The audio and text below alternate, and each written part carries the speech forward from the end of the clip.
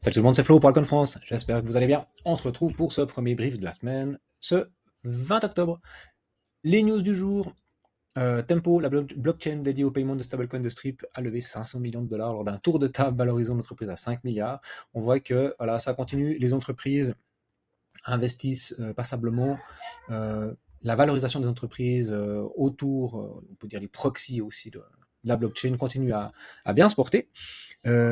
Sinon, quelques news en termes d'adoption. Le régulateur financier japonais qui envisage d'autoriser les banques à investir dans le Bitcoin et dans d'autres crypto-monnaies. Donc voilà, ça ouvre des possibilités, ça ouvre la possibilité à certains investisseurs de se mouiller, entre guillemets, sur le marché des cryptos.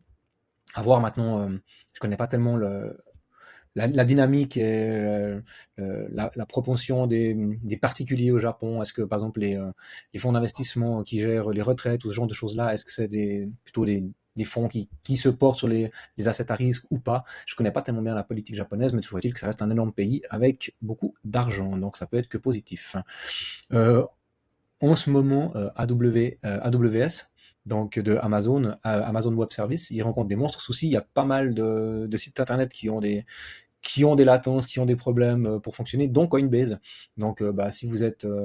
bon, je pense que la vidéo, elle va sortir plutôt vers les 20 heures, mais si durant votre journée, vous avez eu des soucis et si vous vous rencontrez encore en soirée, c'est sans doute des soucis liés à Amazon Web Service. Donc voilà. Et pour finir, stratégie qui continue d'acquérir des bitcoins. Ils ont profité du dip la semaine passée. Ils achètent, ils renforcent encore leur position. Donc voilà, la semaine passée, bon, on en a beaucoup parlé, semaine vraiment tendue avec une dynamique très compliquée, énormément d'outflow, plus d'1 milliard d'outflow sur Bitcoin, et aussi, en moindre mesure, presque 300 millions sur Ether. Donc ça continue, on verra aujourd'hui un petit peu ce qu'il en est. On attendait de voir la réaction des marchés tradis aux annonces de Trump. Et ce qu'on peut voir, c'est que pour le moment, bon, on ira en détail après, mais pour le moment, Bitcoin semble plutôt bien résister, montrer quelque chose de joli. On voit que sur le CV des futurs, on est un peu à l'achat, alors que sur le spot, on est tout le temps à la vente.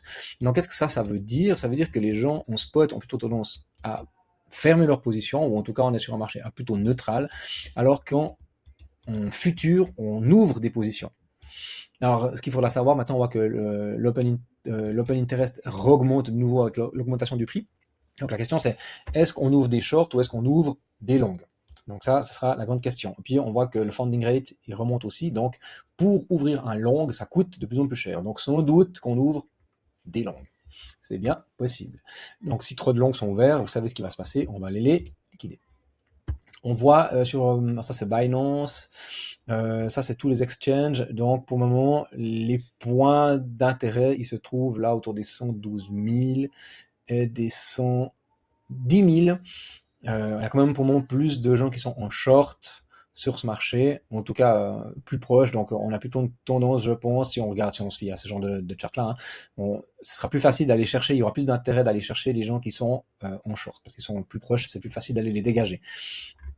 Maintenant, si on regarde sur Binance, on voit qu'il y a beaucoup de gens qui ont construit les longues. Donc, il faudra voir. Sur Hyperliquid, on voit un peu les positions. Il y a des positions short autour des 113 000. Ouais. On verra ce que ça donne. On verra ce que ça donne, tout ça. Le volume et l'open interest, ici, on voit que ça a quand même bien baissé. Donc, l'open interest, c'est la ligne on va regarder plus près, qui est en bleu. On voit que c'est quand même une belle correction, ça reprend un tout petit peu, mais on est quand même loin des sommets d'il y a une semaine et demie. Allez, let's go. Donc, petit point que j'ai fait pendant ce week-end. Donc, effectivement, on y arrive. On est dans la zone de short. J'expliquais que si on passe les 109 000, on est dans une dynamique de reprise pour le moment. Et ça, c'est intéressant, c'est plutôt bien. Mais que pour vraiment s'affranchir de la dynamique bearish du moment, on doit aller chercher ici. D'ailleurs, celui-là, on pourrait presque le prendre, puis le décaler, et puis dire que voilà, notre cible, elle doit être là, autour des 113 750. Parce qu'on aura quitté notre zone de short du dernier mouvement et on se sera affranchi du sommet, d'un des sommets. Il restera encore une petite imbalance baissière ici à travailler entre 115 et 104, 113 875, mais voilà, ce sera déjà pas mal. Et en plus, on sera venu au-dessus du tunnel 1 heure, s'appuyer dessus et on attaquera le tunnel 4 heures, qui sera vraiment signe d'une bonne reprise. J'expliquais aussi que ce qui est important d'observer, c'est le tunnel 4 heures en bleu et la confluence avec le tunnel daily en jaune. En règle générale, quand ces deux tunnels se croisent, c'est que soit on est vraiment, quand on est tout en bas sur un bottom, ou alors qu'on est vraiment sur des phases de correction qui sont quand même importantes, hein. On voit que quand c'est arrivé, après on a souvent corrigé longtemps, en tout cas bien quelques jours, voire quelques semaines. Si on regarde ici, en 3 jours, on voit que ça annonce jamais du bon quand le 4 heures traverse et croise le daily. Alors c'est souvent tard dans la correction, mais c'est vraiment pour moi un signal de fin, quoi. Quand on y arrive et qu'on traverse, c'est que la messe elle est dite. Zut. Voilà, on va le mettre en place celui-là. Donc moi c'est un peu ce que j'observe ici. On y arrive, mais on n'est pas encore dessus. Donc on est encore en bout de marge, mais peut-être qu'on est déjà vraiment en train d'attaquer ce retracement. Donc, étape par étape, on veut déjà s'affranchir de cette zone de short, et ensuite, eh ben, c'est la zone suivante. Donc on prend toute notre mèche, et la prochaine zone de short sur du 3 jours daily, ce sera cette zone-là. Ça, on va enlever le commentaire, c'était pour la capture d'écran, on n'en a plus besoin. Ce sera cette plage ici qui se situe entre les 121 et les 117. Donc c'est tout à fait, j'ai envie de dire, on est toujours dans une dynamique court terme qui est baissière, tant qu'on n'a pas confirmé avec un W quelque chose qui vient en fait invalider pour le moment la possible création d'un M. Parce que pour moi, ce qu'on est en train de faire, c'est ça. Donc c'est un M, enfin on n'y est pas encore, mais c'est la possibilité. Donc maintenant, ce qu'on aimerait voir, c'est plutôt la construction de ce W avec une cassure. Ouais, c'était pas bien droit. Mais qui nous dirait, ok, on fait du W en 3 jours ou en tout cas en daily. Et là, c'est reprise haussière. Comme on a là, hein, boum, on a fait ça, ok, tout d'un coup, on inverse. Cassure. Même déjà cassure ici. Donc voilà, on cherche ces structures de retournement, ces W ou ces M. C'est une guillemets tout simple, mais c'est vraiment important. Et puis bien sûr, une structure de retournement 4 heures a beaucoup moins de poids qu'une structure de retournement en daily ou autre. Donc là, si on est en daily, on voit notre M qui s'est construit très nettement. Donc pour inverser cette tendance, maintenant il faut construire un W. Donc on va vraiment espérer pouvoir faire quelque chose comme ça, comme ça. Et quand on aura ça, on pourra se dire, oh, ok, on est dans une tendance. Puis après, on devra observer la zone de short, parce que la zone de short, peut-être qu'on refait un truc comme ça. Puis du coup, on dira, ouh, on a construit une tendance, on a retourné notre tendance. Et ainsi de suite. Et tant qu'on fait comme ça, des W et des M, mais qui s'inscrivent dans une dynamique de creux, de sommet, de creux et de sommet ascendant, vous voyez que en fonction de l'unité de temps, eh bien, on reprend la dynamique haussière. Donc voilà, c'est comme ça que ça se construit très clairement. Alors pour le moment, on est dans un énorme range. Et on n'en sort pas. Avec des prises de liquidité au nord et des prises de liquidité au sud. Les points d'intérêt, ça reste toujours les mêmes. C'est ne pas venir casser les 103K. Sinon, c'est let's go, vamos au 94. Parce qu'ici, on arrive dans notre petite zone de short. Hein. Donc ici, on pourrait très très bien observer ça, boum, avec un rejet. On n'a peut-être même pas besoin de faire un M. Peut-être qu'on fait juste comme ça. Et si on fait ça, c'est pas bon. Du tout. Du tout, du tout. Ça veut dire qu'on va aller plus bas. Et qui c'est qui va nous guider dans cette direction? Eh bien, c'est sans doute le S&P. Si les indices tiennent, on voit qu'on a eu ce flash crash aussi un peu ici, de quelques pourcents sur les indices. Pour le moment, on a réintégré très très bien le Fibo, le premier arrêt de Fibo. La dynamique, pour le moment, elle semble être positive. On a réintégré le tunnel 1 heure, on surfe le 4 heures, c'est très très bien. Donc tant qu'on tient ça, c'est bon. Maintenant, si on prend notre ami Fibo, on voit qu'on est en zone de short. On doit s'en affranchir. On doit s'en affranchir, ou en tout cas pas retourner plus bas que le premier arrêt. Et puis ça, on va le mesurer comme ça. On prend, voilà, et on vient là. Donc maintenant, ce qu'on aimerait, ok, très bien, j'ai enlevé les mots. On a fait ça, hop, bof, maintenant on pourrait faire ça. Voilà, ça me dérangera pas si on commence à ranger un peu là-dedans, comme ça, voilà. Ce serait nickel. Si on casse ça, c'est retour là-dedans. Entre les 6588 points et les 6550, ça veut dire retest de cette grande bougie ici. Ce qui est fort probable en même temps. Mais une fois de plus, on doit tenir ces zones-là. Si ces zones-là ne tiennent pas, après, on va plus bas. On prend les unités de temps plus grandes et on va plus bas. Et si le marché américain, si les indices US vont en dessous des 6497 points pour aller en zone de rechargement ici, on peut être sûr que Bitcoin va aussi se déprécier. Parce qu'en fait, ce qui va se passer, c'est que les investisseurs vont sortir des assets à risque. Ils vont continuer d'aller sur le gold, le silver ou les autres métaux qui, pour le moment, cartonnent. Et du coup, on risque de creuser encore plus sur Bitcoin et sur Ether, ce qui va faire dévisser les alts. Donc, pour les personnes qui sont très investies dans les alts, ça va être la fête à la choucroute. Donc voilà. Ether, qui tient bien aussi pour le moment, hein, lui résiste bien. Donc nous, ce qu'on aimerait le voir break, c'est ici les 4300. Voilà. 4225 ici. Si on arrive à Bilou mon petit boule, voilà. Si on arrive à venir break cette zone-là, on aura un magnifique W qui se sera créé. Et puis on peut espérer s'affranchir de la zone de short pour attaquer cette fois, une fois de plus, un sommet. Par contre, si c'est... Il commence à y avoir beaucoup de choses sur mon graphe, on va réduire un petit peu ça. Bon, ça on peut l'enlever même. Si on doit s'attaquer au sommet là, ça veut dire venir faire ça. Oh, on n'y voit plus rien du tout. S'il vous plaît. Voilà. Hop. Nous avons ici notre zone de short que l'on retrouve, et c'est ici que le prix peut se retourner. Donc, voilà, à observer, parce que la dynamique peut être, une fois de plus, c'est Bitcoin qui va nous guider, mais pourrait être ça. Donc, on fait gaffe. On fait gaffe à ce qui se passe. Pour le moment, on est toujours sur des niveaux qui sont importants, avec une dynamique qui n'est pas claire, des volumes qui sont en baisse. Vous voyez que ici, l'OBV, eh bien, il est aussi en baisse. Hein. Donc, on a clairement de la sortie de liquidité sur le marché. MACD, il est convergent, donc on n'a pas de divergence à la hausse ou à la baisse, donc pour moi, on n'a pas de direction hyper fort de marché. On s'appuie sur le canal daily, c'est très bien, et puis on a notre premier arrêt qui se traîne ici au 3599, et ça c'est pour moi l'ultime sortie. On dira que le stop loss il se fait là, hein, 3500, mais si ça casse, c'est retour au 2760. Il y a de fortes chances. Voilà. Quelques altes. J'ai enlevé tout ça qui a été tracé il y a fort lointain. Voilà.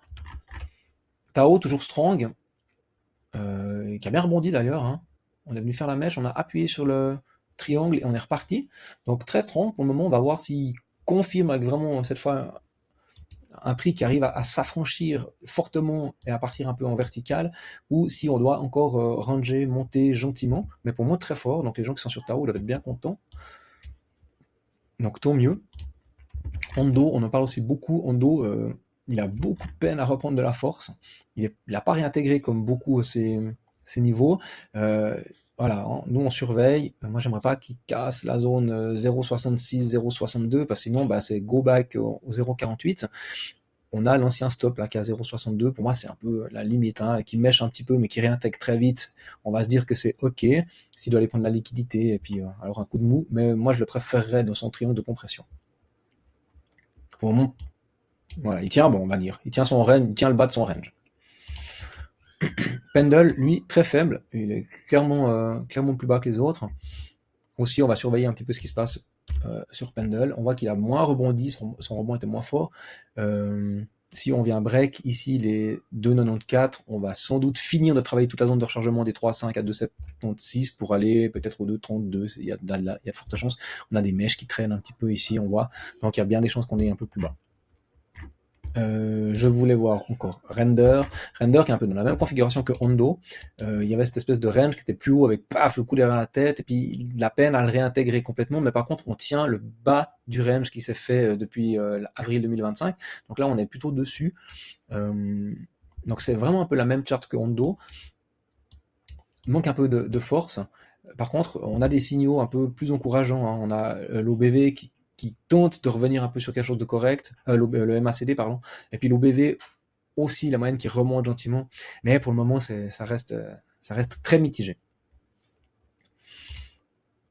Les autres, IO, ouais, très faible. Hein. Aster, on en parle beaucoup, pour le moment, boum boum boum, il a fait du M, donc la dynamique elle est baissière, tant qu'on repasse pas le tunnel 1 heure, On peut encore aller chercher plus bas. On peut finir de travailler cette zone de rechargement. On peut même aller un poil plus bas. Pour moi, j'ai pas de signe vraiment majeur de retournement. En 4 heures, on prend un peu de la force. On est sur le tunnel de 15 minutes, mais c'est pas dingue. Par contre, on voit que en termes de rentrée de capital, on a quand même quelque chose qui se passe sur l'OBV. Donc il y a du flux qui revient. Ça, c'est plutôt positif. Donc les gens remettent de l'argent. J'espère pas trop à levier, sinon on va se faire déglinguer. Et puis sur MACD, on est sur une divergence, c'est faible. Hein. Il faudrait qu'on vienne break les 0,065 ici sur le MACD pour avoir vraiment une belle divergence qui se marque. Mais on a quand même une petite déjà là qui s'est marquée. Hein. Donc on retrouve un peu de force sur Aster. Aventis, bah, il continue pour moi d'être plat. Il a cassé le premier arrêt. Pour moi, ça c'est pas très positif. Je m'attends à ce qu'on refasse un peu comme on a fait là, un fla, et puis là on risque de bien faire schla, puis de redescendre au 0,39 ou 0,40. Il y a des chances. Il y a de l'imbalance qui traîne en bas en plus, entre 0,37 et 0,31. Pour moi, il y a bien des chances qu'on aille retravailler ces zones-là. On doit absolument pas aller plus bas que ça. Si on casse ce petit range-là, si on casse ce petit range 4 heures ici, qu'on casse les 0,46, on ira en bas. Certain. Je vois pas pourquoi on resterait ici au milieu de nulle part. Ça fait pas de sens. XPN est étonnamment strong, hein. Je suis vraiment étonné. Il tient plutôt bien le choc. En même temps, il avait déjà travaillé plus de 50% de sa mèche, on est déjà en dessous de la zone de rechargement, donc potentiellement là, on voit qu'on observe gentiment peut-être un début de bottom. En 4 heures, ça semble batailler autour des 15 minutes. Petite perte de momentum. Ouais. C'est pas des. Malheureusement, quand on a des flags comme ça un peu ascendants, alors qu'on vient de corriger, souvent la continuation elle est baissière. Donc potentiellement on pourrait retravailler un petit bout de la mèche encore. Hein. Si je fais mon fib, on est en zone de rechargement, mais on pourrait venir retravailler ces mèches là, hein. Finir les 88.6 comme il faut, bien poncer le truc, histoire de bien faire chier tout le monde. Mais sinon, après, retour de force, c'est cassure. Hop, ici déjà du premier arrêt, et puis venir prendre les sommets ici dans la zone de short pour finir de passer ici l'épaule au 0,56. Si on casse ça, eh bien on sera dans une dynamique qui sera vraiment beaucoup plus positive. Si on prend ça en daily, qu'est-ce qu'on voit? On va enlever ça. En daily, bah pour le moment, enfin mini W minuscule, on l'a encore pas confirmé, il faudrait vraiment break là, les 43, ce serait top. Et puis après, bah voilà, on a une petite imbalance, donc ouais, ça reste très faible. Hein. C'est vraiment, tout est très faible. Hyper liquide, tac tac tac, aussi même chose.